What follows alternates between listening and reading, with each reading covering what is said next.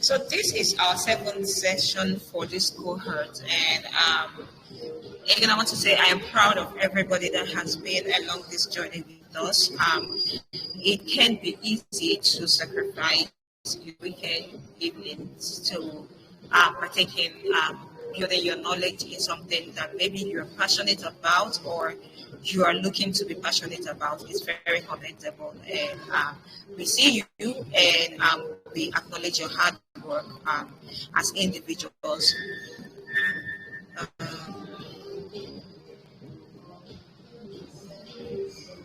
Okay, so I do hope everybody can see my screen. Joshua, do well to alert me if something happens with my screen sharing. I also, I do believe my recording is active.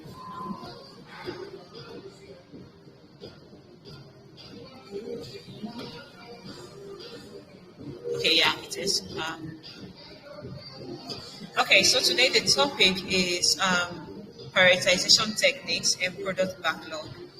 So this is the first session for week 4, but our seventh session in total for the entire cohort. So we've delved a little bit into prioritization and product management, or as a product manager. You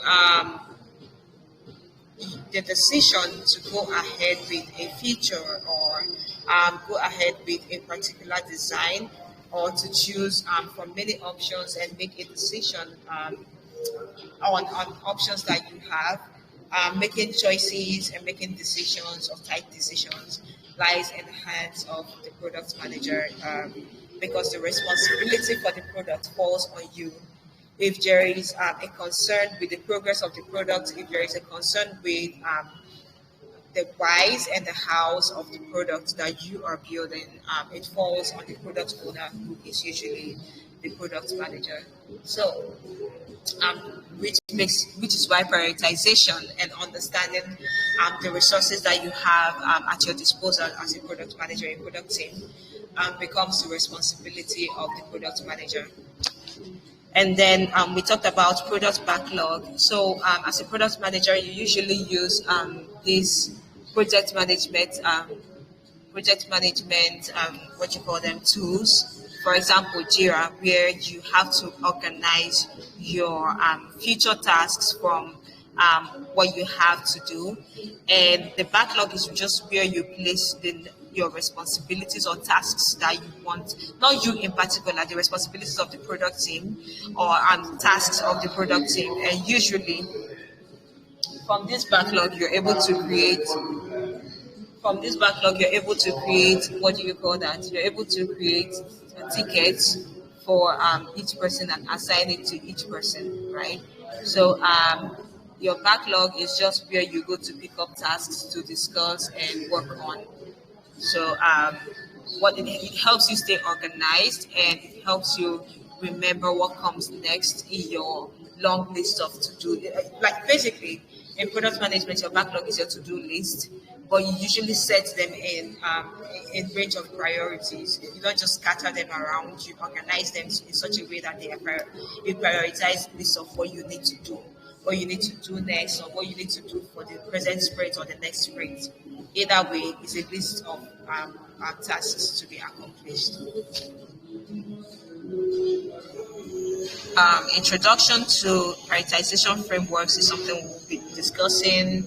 MSCW framework, Kano model, RISE scoring, and product backlog. This is a long material. I am going to try to make it as short as possible because 35 pages is interesting. So, introduction to prioritization framework. Put simply, prioritization means making a decision to select an item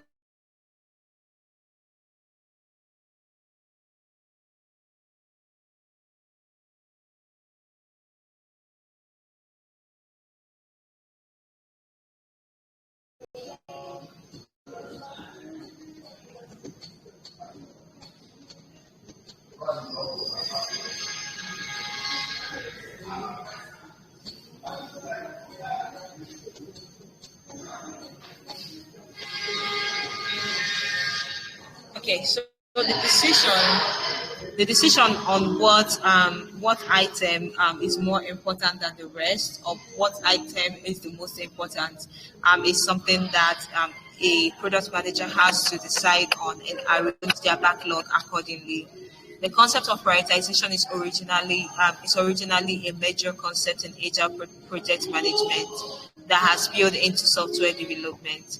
I do know that if you know anything about the tech space, every time you hear project management is intertwined with that.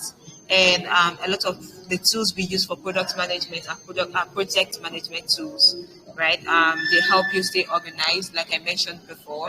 They help they help keep you aware of the tasks that need to be accomplished, and how and whom is responsible for each task. So that is basically what a project management tool does, and that is why people in product management can use those tools to accomplish their tasks as product managers.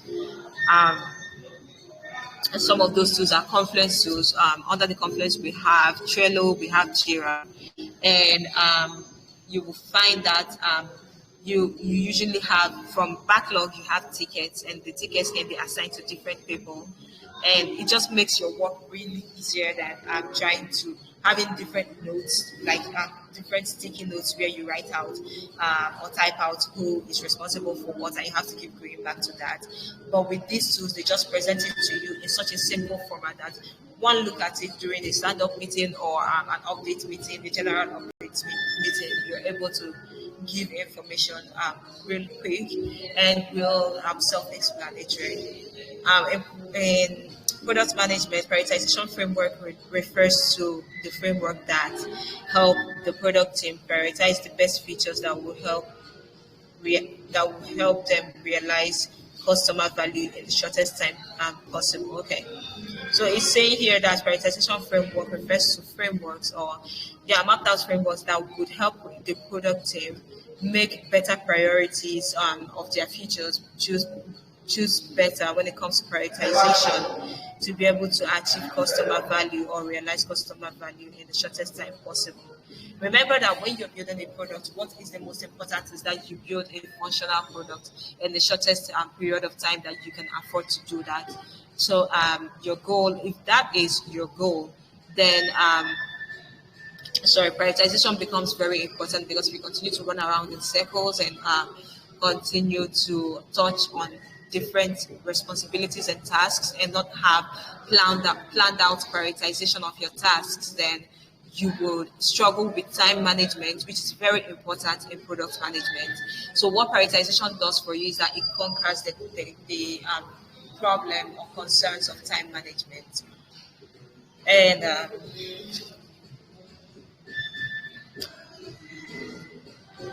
importance of prioritization framework, it helps the product team to quickly decide on the best feature to build in view of insufficient customer data.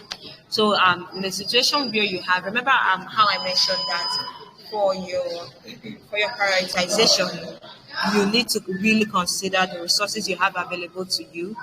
Time is a resource, data is a resource, customers are a resource, right? And even your human resources count as your very important resources to make your project come alive or your product come alive, right? Um, Something that prioritization does for you is that it helps you make this decision quickly, and have an overview of what you're making, have a quick view of what you're making these decisions from, right? And the next importance of prioritization framework is it helps improve confidence level in product decision making when presenting to stakeholders. You know, I have mentioned over and over again that when you're a product manager, that you would have a lot of stakeholders that want to read up. If you want their help, or if you want a good collaboration with them, then you need to acknowledge the fact that they would need to go through your documents from time to time to keep up with you and your new features and your new requests on them, because from time to time you will make requests from different teams, and even teams that are outside the product team. So if that is the situation, then you need to have some level of confidence in in the documents that you've created for everybody involved, both the product team and stakeholders outside of the product team. It contributes to effective time and resource management using MSCW framework. For example, if a product is in the must-have in the must-have category spills over due to factors such as time constraints, automatically features in the could-have category are deprioritized to make allowance for scope. Okay, so I'm going to, because MSCW has been mentioned here already, I'm going to just introduce it to you. When it's actually called the Moscow framework, and what it is that you have when you're trying to prioritize your products, you have your must-haves or your must-have features, you have your could-have features, your should-have features, and your would-have features. Right? What that does for you is that it lets you know in your set of priorities or in your process of prioritization what should come first, right? And if that is the situation, it's saying here that one of the importance of prioritization framework is that it contributes to effective time and resource management. And it's saying, it also has said here that if you have a resource constraint, time or people, or by people I mean people on your team, if you have any form of constraint trying to build a particular feature, and that feature falls under that particular feature falls under must have, then what happens is that you would have to prioritize what you have in your could have. With the could have is something that you could have. It's not as important as what you must have. So you can prioritize what you have, the list of things you have in your could have, and then channel other resources or the important resources towards your must have. So that, again, remember, your goal is to have a functional product or a functional MVP. That is your entire goal.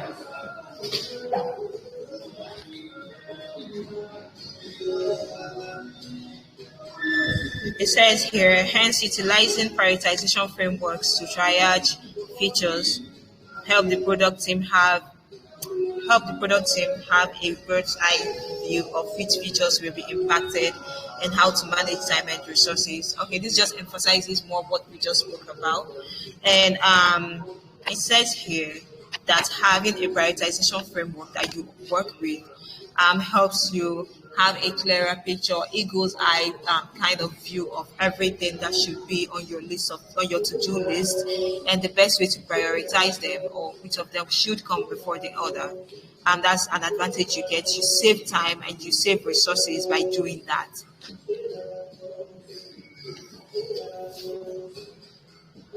Types of prioritization frameworks. Different types of prioritization frameworks exist, and knowing which to use is dependent on the need of the product team and product. For the context of this program, we'll only address three frameworks alongside their pros and cons. Okay, so um, the Moscow framework is a type of prioritization framework. So is the Canon model and the Rice scoring framework. So we would explain away. Like I already mentioned, the Moscow framework. I'm sorry, it's pronounced Moscow. As you can see in the bracket here, beside MSCW. It's pronounced Moscow. So if you want to talk to somebody about it outside of this space, say Moscow. So everybody will know what you're talking about. So the M stands for must have, and these are features that fall under your non-negotiables. You know how you say I have values that are non-negotiable to me. These are features that are non-negotiable for your product. They are features that if they don't exist on your product, then your product will not be functional. You cannot have a functional MVP or a functional fully developed product. The other one is the S, they should have. Features in this category are not vital to launch but represent significant customer or business value. Okay, so what happens here is that while it might not be as important as your must-have, it is something that you should have to stay within the trend of the competition. Remember, when you study a market, you find a trend, what works for this market. You need to go along that flow, to just for sustenance of customers before they go finding something um, from your competition, right? So what you want to do is that you want to consider these features and follow them in such a way that you still understand that your must have is more important than they are, but they are good. They are something that you should have, especially in regards to your market competition and maintaining your market share. It's not compulsory for your app or product to function, but it is good for you to have it because it could be something that exists in the market and that existing customers or users within the market already appreciate its existence. And there is the could have. The they are just things that would be nice to have. They are things that you could do without, but it doesn't hurt anybody that you have it. Number one, and then number two, it could add, for example, to your design or to your UI, but not in such a way that if it's not there, it hinders the ability of your customers to use your product. It just would be nice to have it. It looks good. It makes work. It makes certain things easier in a sense. So it would be nice to have, but it doesn't hinder the functionality of your product. Won't have would be features in this category are not priority for the specific time frame. So what you usually do is that you slowly eliminate it or retire this feature as or these features as a topic of conversation. You retire them in the sense that you start to channel your where you start having resource constraints. You channel your resources towards the things that you want to exist, and you remove this the won't haves.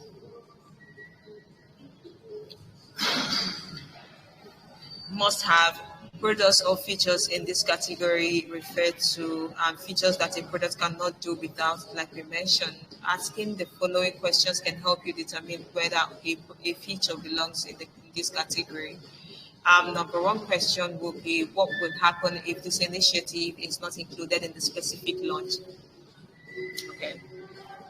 If you're able to tell the effect of the absence of or the potential absence of a particular feature within your product, you can it could help you answer the question of whether it is a must-have or not. And is there a simpler way to accomplish the launch without including this feature? So something you also want to think about is if we decide to take this out, what is our other option, right? Like it's always about options, choices, and choices come from having options. So if you want to say that we can do without this, or if before you conclude that we must have this, what are the other possible options that you could have to channel your resources towards other than that particular one? Are other options going to require less resources and give you the same result? If then you know this particular feature is not a must have. Then will the products work without this feature? Of course, like this is the first thing I said. If the product can function without that feature, then it is not a must-have. Is it legal to launch the product without completing this task?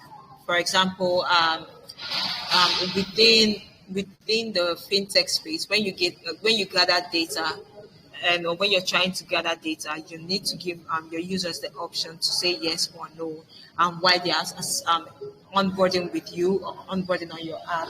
So, so if that is the situation, you need to be able to provide information on why you want them to respond to this. You're not hiding anything. And because the data rules and regulations or stipulations specify that you need to be transparent with this process, data collection process. You cannot hide from attaching a feature that allows your customers or your users decide whether or not they want to provide you with their data. The should haves.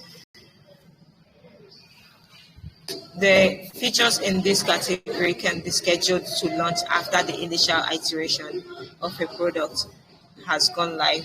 Okay, so the should have category can be added post launch of your MVP. It can be iterated and added become an add-on feature later, which means that your product could do without it, but it shouldn't do without it because most likely it's something that already exists within the market that has been found to impress users, right?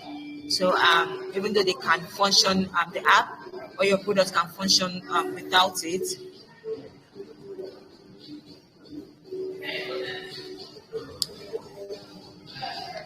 even though your product can function without it. Okay, so I am saying that some people are having difficulty hearing me. Um, Please give me about 3 minutes to change my location.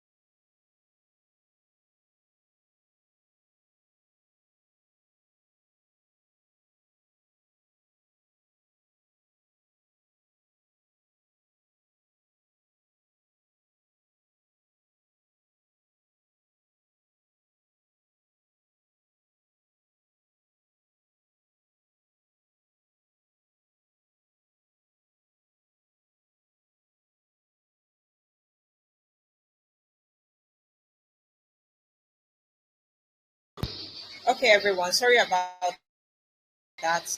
This should be a better position. Um, where was I? Okay, so it says here that that usually should have features post significant value, however, are not crucial to the product's function, like I mentioned earlier. Ideally, when launching an MVP, should have features that be prioritized and are scheduled for after launch features in the must-have category.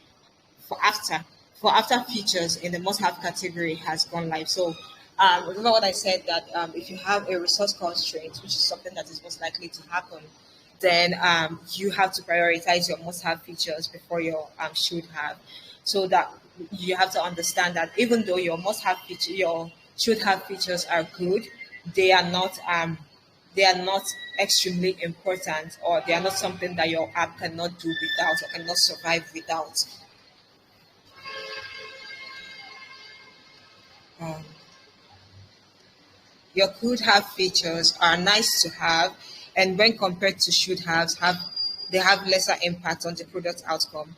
Could have features are usually cosmetic changes that will make the product look good, but will not necessarily impact customer experience. Remember what I said? First of all, the app can function without it, and it looks good. Usually, they are just beautifying features. Usually, not just that.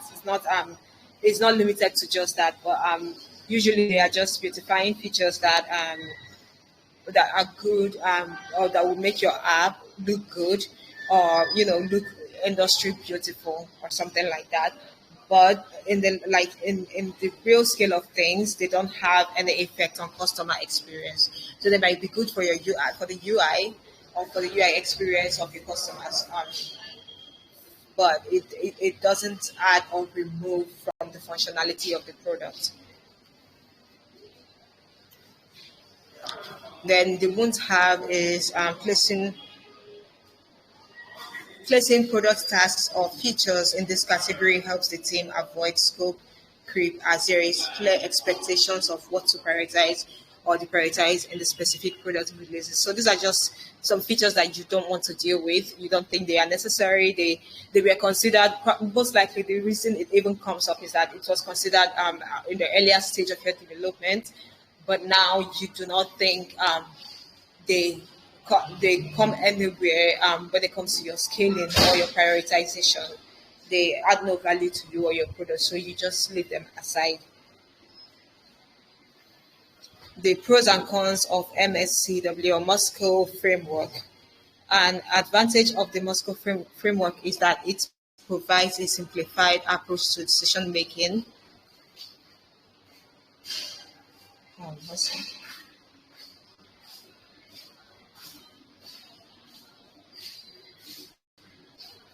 it says my video is paused. I hope everybody can still see my screen. Yes, your screen is visible. Okay. Okay. It says here an advantage of the Moscow framework is that it provides a simplified approach to decision making that will require less technical team members. Okay. And then is the disadvantage is that because the success of using this framework is to prioritize features, is is dependent on the input from stakeholders from other relevant teams, thus identifying the appropriate stakeholders can impact the success of your product. So before you make a decision on when where products fall into, you usually would need to consult certain stakeholders. But it is not it is not impossible that you don't make mistakes and you don't consult the appropriate stakeholders and then you make the wrong decision when it comes to your grouping. So when you're trying to group features, you could make it's just trying to tell you how things could go wrong with the Moscow framework. What could happen is that you ask the wrong person or the wrong team and they give you very surface idea of what that feature would look like or could function as, and you make the mistake of taking it off or like deprioritizing it when you should have prioritized it and it becomes a problem in the future.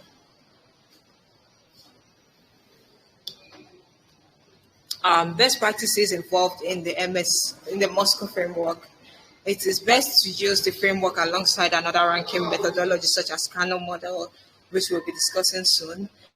Ensure to identify and seek inputs from all key stakeholders relevant to your product success, and then communicate to management the prioritization technique used to arrive at product decision. This can help you gain stakeholder buy-in.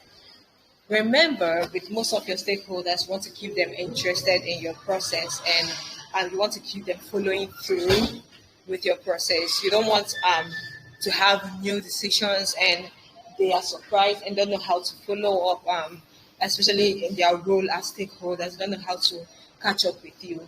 So it just says to communicate with management and basically stakeholder to ensure you bring them in with most this very like all the essential decisions that you're making.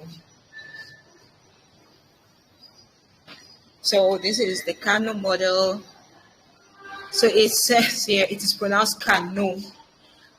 Um, Kano is a customer-centric prioritization framework designed to help product managers prioritize features based on customer needs and satisfaction. So the goal with the Kano model is that you are supposed to prioritize customer needs and satisfaction. So this is where you go into your empathy skill or your understanding of user needs, right? With this prioritization framework, the key focus is on how much a feature can satisfy or delight a customer. In using the Kano model, product managers will weigh features against two main criteria. What is their potential to satisfy customers and what is the investment required to implement the feature? Okay, so when using the Kano model, what you are considering is first, what is the potential for this product to satisfy customers? And then the second thing is, what is the investment required? By investment is asking like what are the resources because when you say investment, it might sound like it's just money or financial investment. The time, the human resources, um, the collaboration it will take for you to implement this feature. Those are the two things you need to consider when using your Kano model. Okay, so it says that with these three, with these two criteria in mind, the Kano model can be further broken down into three categories: basic, basic threshold features. Features in this category um, are essential features which your customers expect, right? So you're considering the basic features, which are like features that the product needs to function. So, for example, the ability to exchange messages on a messenger app is a basic feature that your customer expects. So it's like your foundational feature before you even say you have a messaging app. Before you even say that, for example, you're creating something like Facebook Messenger, for example, or iMessage, then people need to primarily be able to exchange messages. So that's what your basic feature is. And then performance features. These are features that contribute to a customer satisfaction as performance of product improves. An example could be fast transfer and settlement time for a fintech product. Yeah. So at the base of it, all fintech products can do transfers or provide alerts and all that. But if you notice, to further drive performance, fintechs have started to compete for whose app gives the fastest transfer and whose app gives the fastest notification as well. So that's one of the things you're talking about performance. You're thinking about the performance features of the products under the Kano model. Excitement, delighters features. These are features that make users excited to use your products. Your products will still function optimally without them.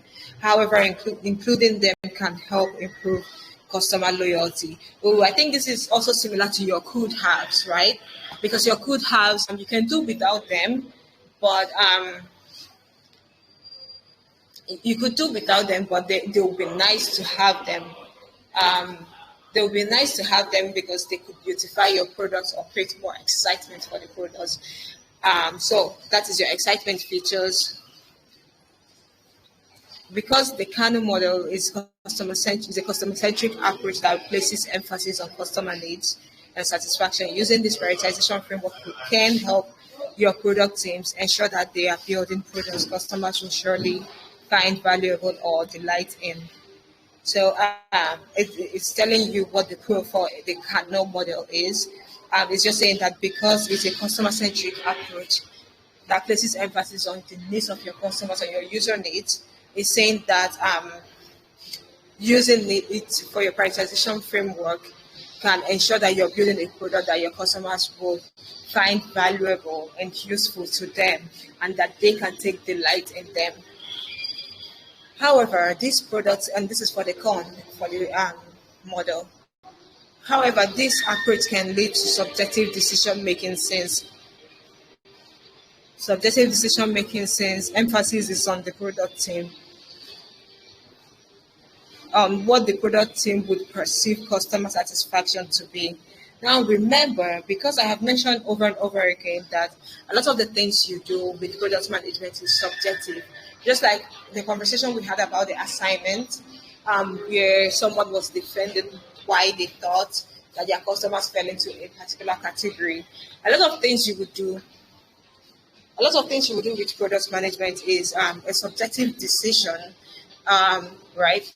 But which is where your strategy comes in, which is where your ability to go back and refer to your available resources and information and data comes in, right?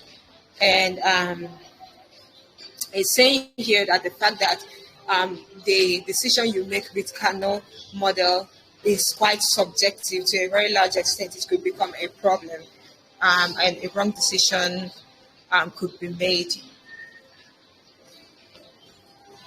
Best practices involved in the Kano method: use customer feedback and survey forms to gather information instead of making decisions off the top of your head. List out features feature ideas and then categorize them according to the Kano model. Um, Prioritize developing basic features first, followed by performance. So remember we talked about the features that must be a part of your product for it to function at its foundation, right? It says here, prioritize developing the basic features first, and then followed by performance features, and then lastly, your excitement features. Continuously monitor product performance, record customer feedback, and use that to prioritize products.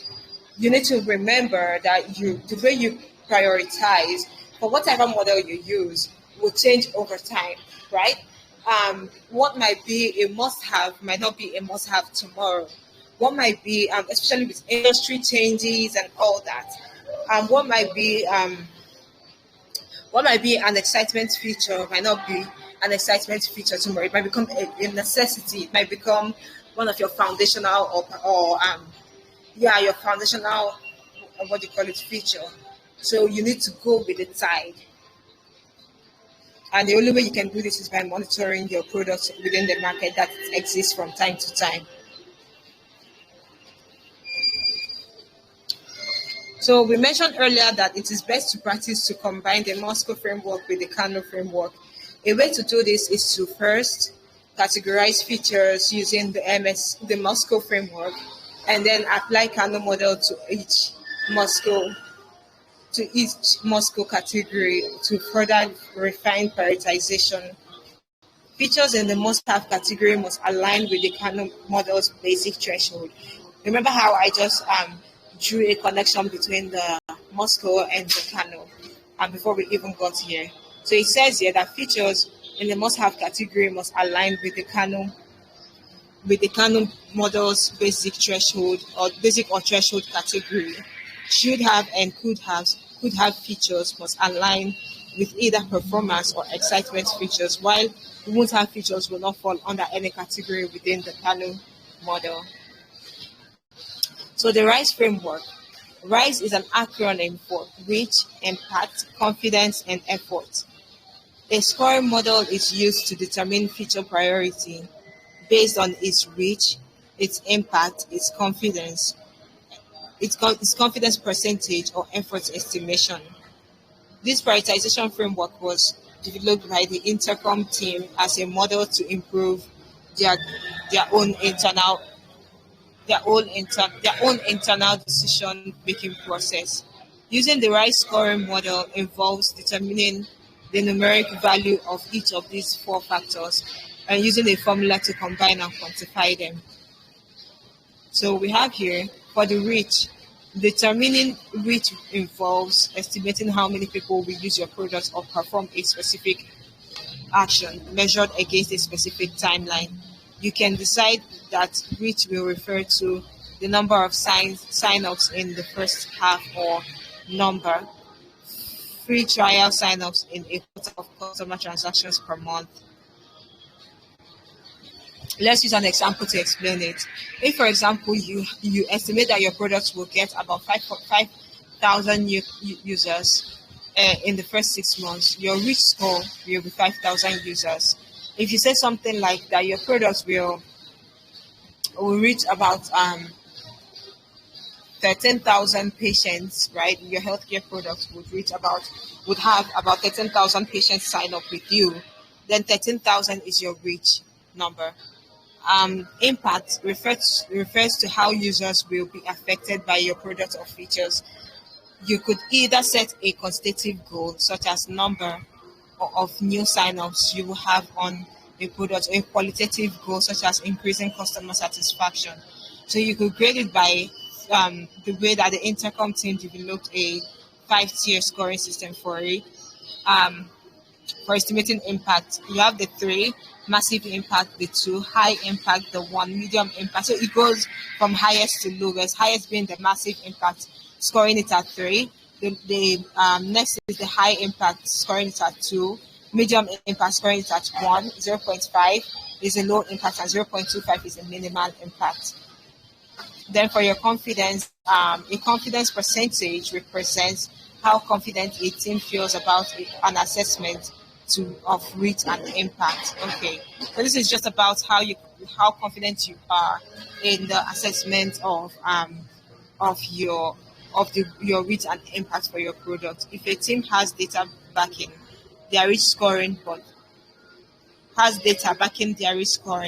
but is scoring impact based on intuition. Determining the confidence level can help the team make a balanced choice. So this will usually happen when you don't have all the resources you need to make a decision, and you need to reach a decision based on data, but you don't have the full data. Then you can use your confidence percentage to represent um your like your decision.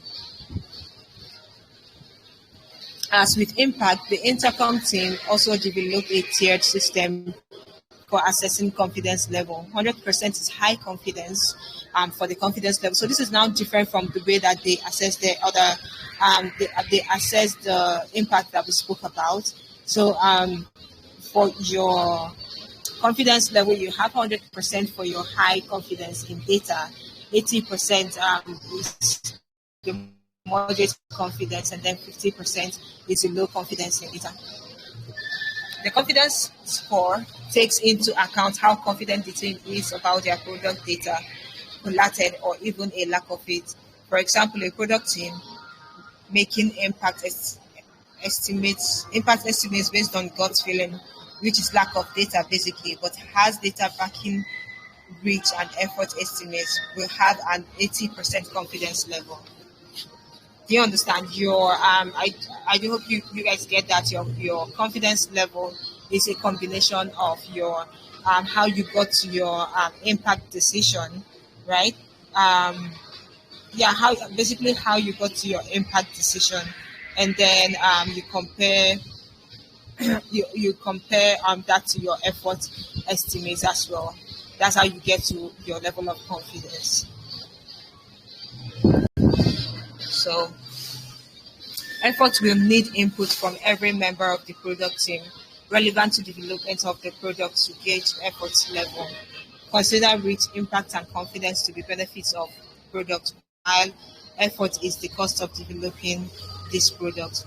Quantifying effort is similar to, okay, it says here that to consider reach, impact, and confidence to be benefits of the product, while effort reach, impact, confidence are benefits of the product, while effort is the cost of developing this product. Quantifying effort is similar to reach in that you estimate the amount of resources needed for the development of a feature against the timeline for completion. Estimating effort against completion helps the product team determine whether to undergo development of a feature. The intercom team scores anything less than a month as a zero point 0.5, hence low impact. So the right formula is reach times impact times confidence over effort. So I'm not putting a lot of energy into explaining away the right framework. For most industries, the right framework will not actually work or will not actually be applied or considered important. But there are a few industries that it could work with, and it becomes an important framework to use. But nobody, in the real practical sense, has time to be doing all of these extreme or extra calculations for things that you could gather information on a different way. So that is why it is the least popular of the frameworks. But doesn't mean it doesn't exist. There are people that use it and it has worked for.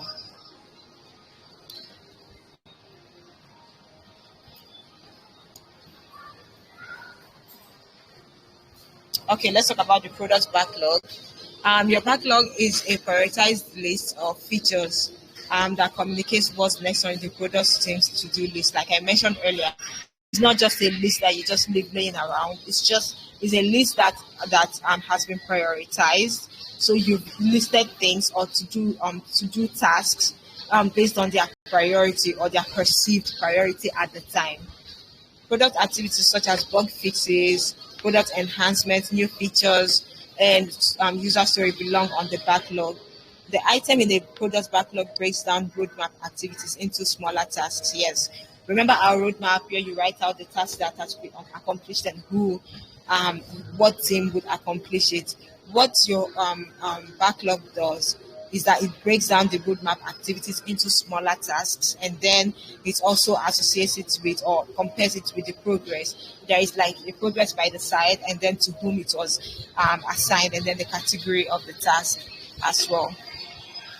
The backlog is a document primarily for the product team, unlike the roadmap, with which other cross-functional stakeholders are privy to, and the product manager is the owner of this document. Yes, so your backlog is usually primarily for your product team. Now you could have the head of product look at it, even though he doesn't really function as your or she doesn't really function as your direct equal in the sense that you'll be called a member of the product team, but he has to supervise things or she has to supervise things and look into things as well. So they might once in a while look at your backlog, but what people always look out for is your roadmap. Your stakeholders, all outside of the product team, always look out for will be your roadmap and not your backlog. So usually you, the product manager, would handle the backlog, manage it, update it, and fix it where it needs to be fixed.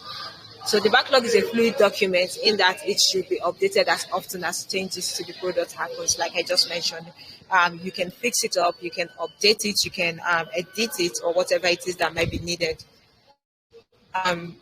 Product management tools such as Asana and Jira can be used to write product backlogs. I already mentioned this. You use Asana, Trello, and Jira for your backlog documentation. Notion and Google Workspace are tools that product teams uh, use to develop product backlogs. How to write a product backlog. How to write a product backlog. The content of a backlog is typically dependent on the product team. However, here is a general outline of its content. Name each item in line with a product task or feature gotten from the roadmap here. So for most of the features that you'll be selecting, you'll be getting the idea from your roadmap, which has been carefully curated to channel or to showcase every feature that you need to build. And they highlight priority of task and status. How important is this task, and where are we with it? Is it in progress, or is it finished, or is it yet to be started? Usually, most of the tools will say not started. Some will say pending, and then I think for the one is work in progress. Um, yeah, some say work in progress and some just say in progress. So it depends on the tool you are using. Using a Kanban status board is helpful in categorization of tasks into now, next, or later. Okay, some of these product tools are actually have or provided with Kanban status board, which is just like the status of your product, but under the Kanban methodology of project management. Include task owners preferably by their name. Write user stories for each feature. A user story is a way to frame your features from the perspective of a user. User stories are typically written in this format. But remember, we talked about user story. I'll read out what is written here, and then I'll try to refresh your memory on it again. As a type, as a type of user. Okay, as a dash, I want to dash so that I can dash. It's just something, a sentence or a statement that says what a user could be looking to do with your product. So, for example, writing a user story for a budgeting feature would read as a Nigerian millennial, I want to budget my money so that I can achieve financial discipline. So this tells a simple story. In this one line, tells a simple story of what your user needs from you as a product developer, and what they expect from coming on board with your product.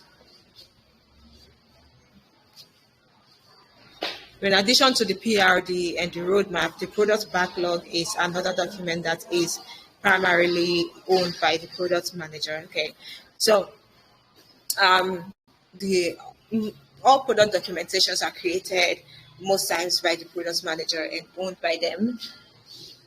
Now, what becomes a difference for this most of these documentations is who is given access to it by the product manager, or who needs access to it.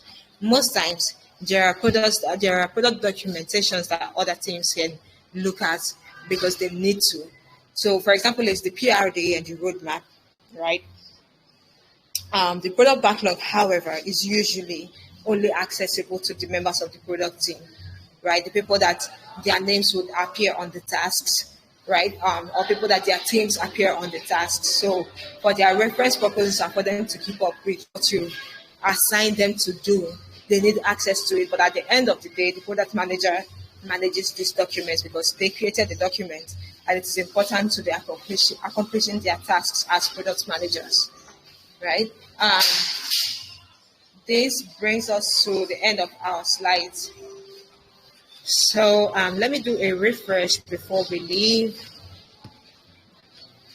So today we talked about prioritization techniques and product backlog, and I introduced you to prioritization frameworks and the whole concept of prioritization in the first place, why it's important, and where it's applied and it's needed. And then we talked about the different frameworks or prioritization styles. We talked about the Moscow, which is spelled as MSCW here. The Moscow is a must have, they should have, they could have, and would not have. And Kano, Kano model, we talked about it, the price scoring, which is more mathematical and like more of a calculation thing with a matrix that you come up with. And then we talked about the product backlog, um, how you list your, like, you create a prioritized list of your to-do tasks, right? You have to do tasks, and you don't just list them carelessly, but you list them in the sense or in the picture of prioritization. The goal is to list them based on how important they are to the development of your product. And that is all we have for today. Again, everybody, I want to thank you for showing up today, but I also want to apologize for the technical issues that I am experiencing. I am actively working on making uh, our classes as smooth as the first two times or the first three times. Yeah. So hopefully by next week this wouldn't be a recurring problem. I promise you that. And I wish you the best of luck with your weekend and the rest of your evening. Do have a lovely day. I will not be taking questions today because this was a very long class. But for next week, I'm hoping that we'll have a short enough class to take questions. If not, we'll open the floor for you to ask questions on the question and answer channel so we can just respond there. Thank you for your time. Thank you, Joshua, for your support. And do have a lovely evening, everybody.